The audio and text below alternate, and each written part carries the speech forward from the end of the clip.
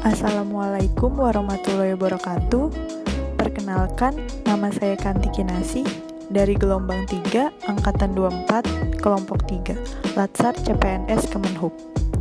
Sebelum masuk ke 7 tokoh inspiratif core value ASN berakhlak, di sini saya akan menjelaskan nilai-nilai dasar ASN yang biasa kita sebut dengan berakhlak.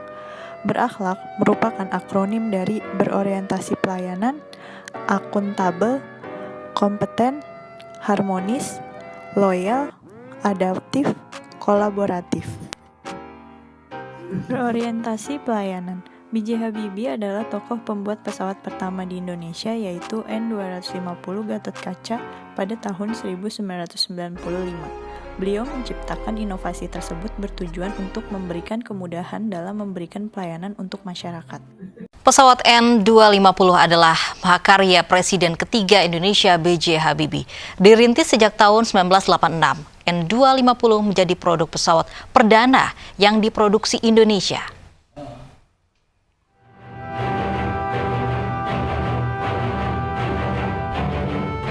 Inilah pesawat N250 mahakarya almarhum Presiden ketiga Indonesia B.J. Habibie.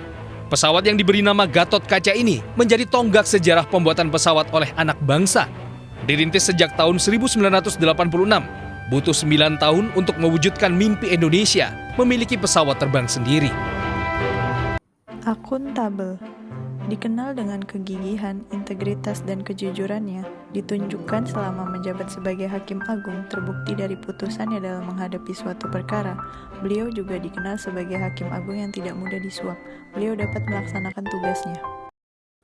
Lahir di Situbondo, Jawa Timur pada 22 Mei 1949 lalu, Artijo Alkostar sendiri sudah mulai dikenal publik secara luas sebagai seorang hakim yang tegas pada kasus-kasus yang melibatkan nama-nama besar. Seakan tak memiliki rasa takut, tidak sedikit orang-orang penting yang divonis berat akibat kejahatan yang dilakukannya.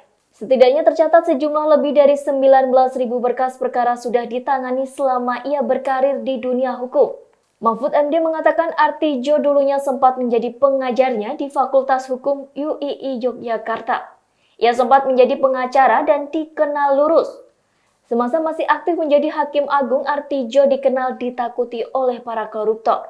Artijo kerap memberikan hukuman tambahan pada koruptor yang mengajukan kasasi ke MA. Kompeten. Ibu Susi meraih penghargaan kemaritiman tertinggi di USA.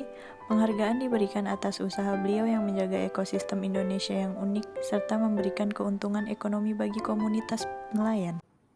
Menteri Kelautan dan Perikanan Susi Pujiastuti meraih penghargaan kemaritiman tertinggi Peter Benchley Ocean Awards di Washington DC, Amerika Serikat. Penghargaan diberikan atas visi dan kebijakan pembangunan ekonomi dan konservasi laut di Indonesia. Selengkapnya dalam liputan VOA berikut ini.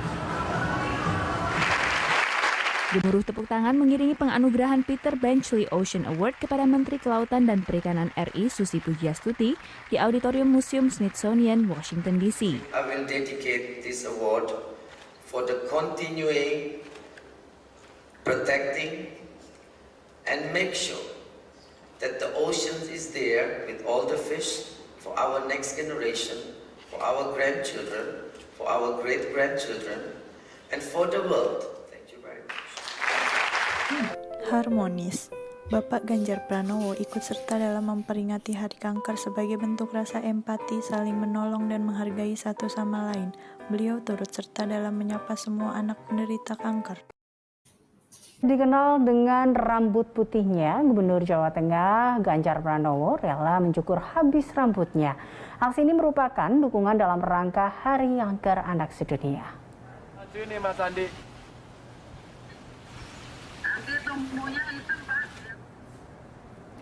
Selain memperingati Hari Kanker Anak Sedunia, langkah ini juga sebagai dukungan pada anak-anak pejuang kanker. Tidak hanya asal gundul, aksi tersebut juga untuk penggalangan dana. Bahkan dari aksi penggalangan dana itu sudah terkumpul dana lebih dari 70 juta rupiah. Tidak hanya Ganjar Pranowo, sejumlah pejabat termasuk Kapolrestabes Semarang dan Dandim 0733 Semarang pun ikut mencukur habis rambutnya. Itu kan bisa tumbuh lagi, mau dipotong kayak apapun kan bisa tumbuh lagi. Tapi membangun empati solidaritas menurut saya penting. Dan beberapa kali, bahkan sejak 2019 biasanya memang mereka mengundang saya dari YKAP. Loyal. Ibu Sri Mulyani dikenal sebagai sosok yang loyal terhadap bangsa dan negara. Hal ini dapat dilihat saat mundurnya beliau dari posisi sebagai Direktur Pelaksana Bank Dunia untuk membantu pemulihan ekonomi negara Indonesia.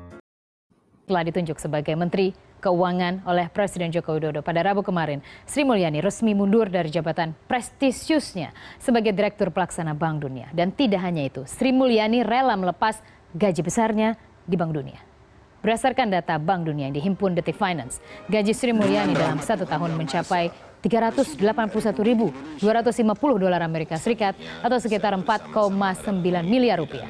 Jika dirata-ratakan dalam 1 bulan, Sri Mulyani mengantongi gaji 413 juta rupiah. Besaran angka ini belum termasuk dana pensiun dan tunjangan lainnya. Untuk tunjangan dan dana pensiun, Sri Mulyani memperoleh 2,4 miliar rupiah per tahun. Deretan jumlah nominal ini rela dilepas oleh Sri Mulyani untuk kembali menjabat sebagai Menteri Keuangan dan membantu Presiden Joko Widodo dalam membenahi perekonomian Indonesia. Adaptif.